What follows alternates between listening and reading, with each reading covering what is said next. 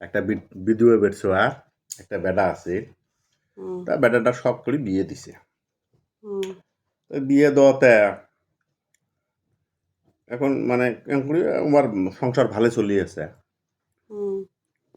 বউয়ের ধান্দা শ্বশুরিক না দেহে তরকারি মানে গোস্ত টোস্ত বেশি করে খাওয়া আর ফির বউ মানে শ্বশুরির ধান্দা যে বউ যাতে জানে না মই যাতে মাংস অল্প বেশি করে খান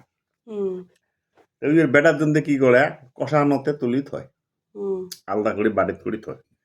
তা বাহি তরকারি থাকে ওই বউয়ের আর শ্বশুরির বউ তরকারি রাঁধছে তো বউ আসিয়ে এই পাশে ঘুরি দেখে শ্বশুরই নাই করে গেছে নাকি বউ বাড়িত করে এগুলা মাংস নিয়ে যায় মানে কাঞ্চি বাড়িত খাওয়া আরম্ভ হচ্ছে ইন্ডিমেন্ট টাইম হ্যাঁ শ্বশুরি আসি দেয় তো বউ নাই বাকরত নাই করে গেছে তরকারি তো রাঁধছে সুন্দর গুন্দ বেড়েছে তো বউ এক বাটি নিছে ওই নিয়ে বউ গেছে ওই মানে পাকঘরের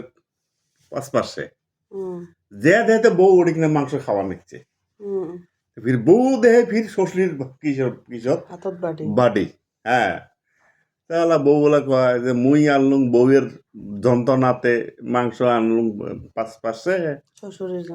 না মানে বউয়ের যন্ত্রণাতে মানে যে মুই আলো বেশি করে খাইম বউ যাতে না জানে তা এলা তখন বউ তখন মাংস আনি এটি খাবার নিচ্ছে তা বউ যে বউ আইসো এলা পাশে খাবার দরকার নাই এলা ঘরতে বসি খাই